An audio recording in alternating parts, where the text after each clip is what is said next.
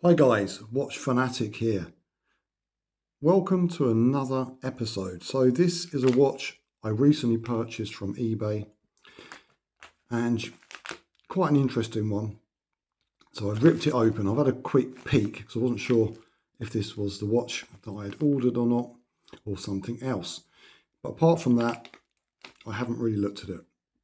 So what we got here is a watch that you may be familiar with or think you're familiar with.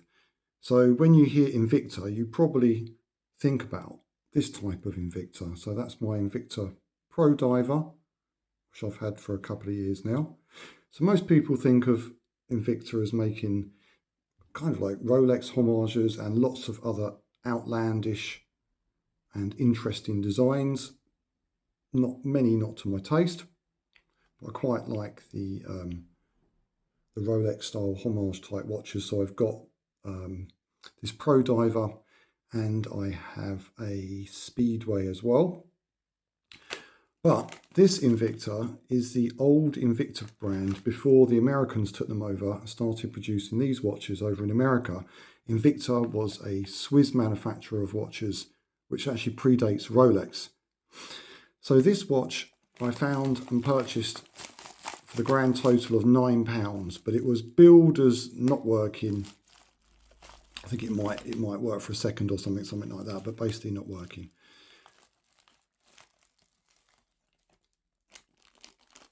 So this is how it's come. There was a little bit more bubble wrap in there, which I took out. And it's in a bit of a state, so I'm going to have to give this a bit of a clean up. I wanted to show you what it's like as it arrived, what I'm dealing with exactly.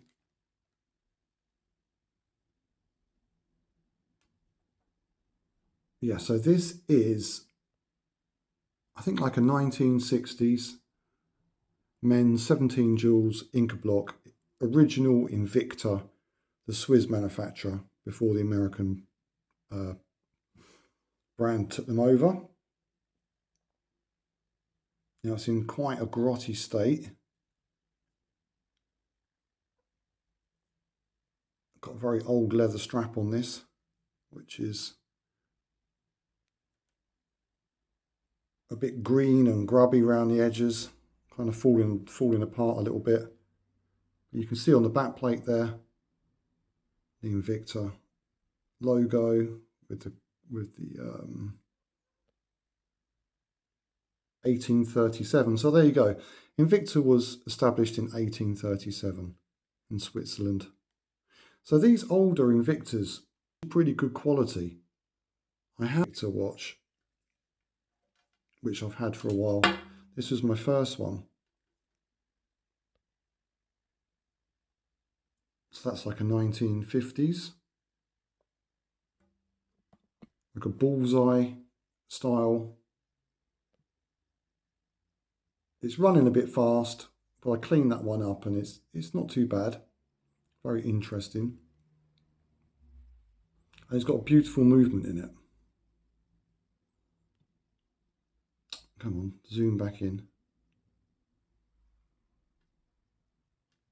So, new camera phone, still getting used to it. So this one, what I'm going to do, it is, as you can see, it's running there. But what it will do is probably stop.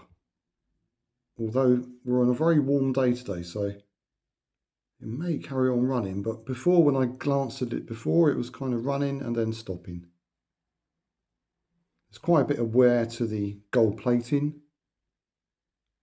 Yeah, it's stopped now.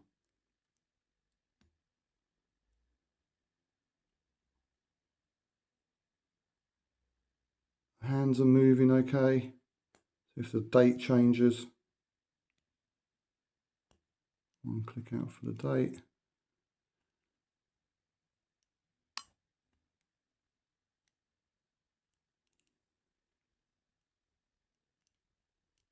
Now I can't get the date to change. It may not have a quick date change option, but I imagine it has. Sometimes you have to press or go all the way around, but I have to investigate that a little bit. Okay, so I'm going to give this a bit of a clean up, and then I'm going to get the back off so I can show you the movement. And we'll have a look what it looks like on, but I want to give it a clean up first because it's grotty. I don't even want to put that on. There's bits falling off on me.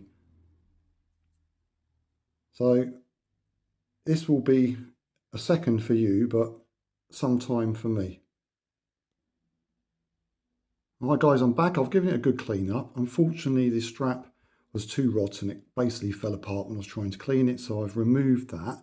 I remembered how to change the date. You kind of got to go from 9 o'clock to 3 o'clock, backwards and forwards like that, or just past as it was. It go 9, yeah, and then go past the 12 like that. That's how you change the date. And I notice there's a hallmark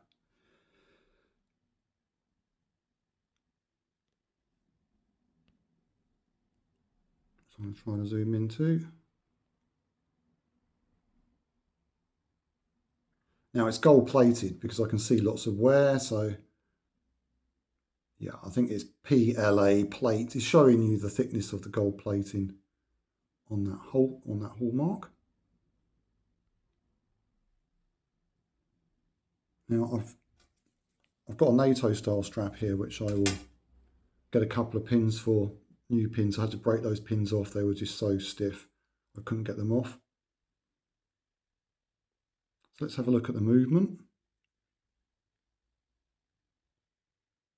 So usually I'd use my watch case back remover ball, but it's very, very stiff. So I'm going to start it off with this, which I just have actually, slightly off camera.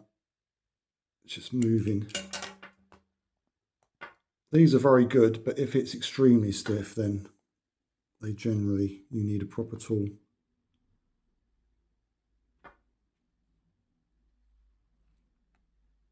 Quite a bit of, hang on a minute. Quite a bit of dirt around the thread I could see built up there, so I just blew that away before we open this up.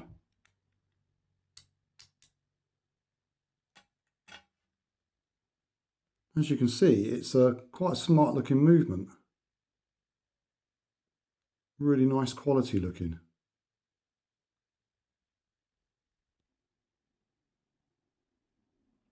So I've just removed a little bit of the debris as well that was around the edge of it off camera before any dirt would fall inside the mechanism.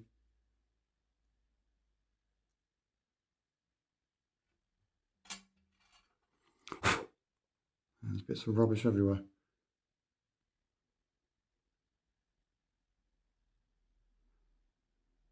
And it's actually working away pretty weak. It could obviously do with the service. The case back has got the gasket still intact, but it is dirty.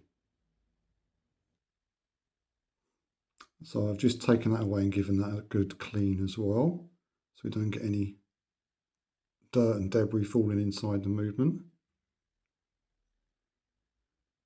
So what I'll do is I'll pop the case back on,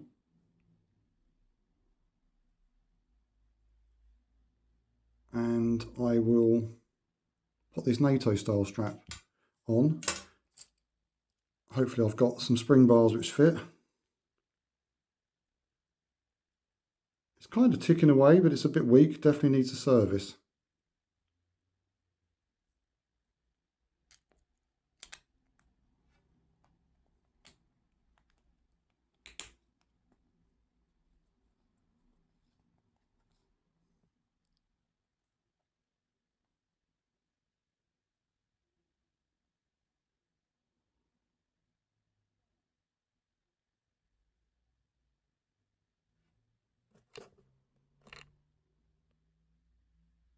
The crystal has got a few scratches on it, and as I said, you can see where the gold's worn off, the gold plating's worn off.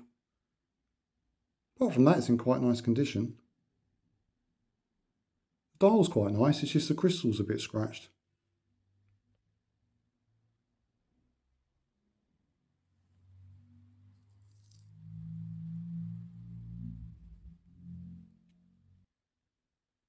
So I managed to find a couple of spring bars which would pretty much fit. I'll put this NATO style strap on it because that's about the only one I've got. There's an 18mm. The dial on the watch is 34mm. So it's not a tiny watch, but it's not huge. It's working pretty well now. I did put a very small drop of lighter fluid onto the main balance wheel jewel, and now that's soaked in, it's running without stopping. So I think a good service would definitely improve this to perfection. So I don't know how long it's going to run for, but it's running now pretty well. Doesn't seem to be running fast. Quite often that'll make it run fast and it'll slow back down, but seems to be roughly running correctly. So there you go. For £9, I've got a Swiss Invicta from the 1960s, I would believe. Definitely got a bit of wear to it, but there's still some life there. Interesting watch. Interesting company. They were pretty high end back in the day.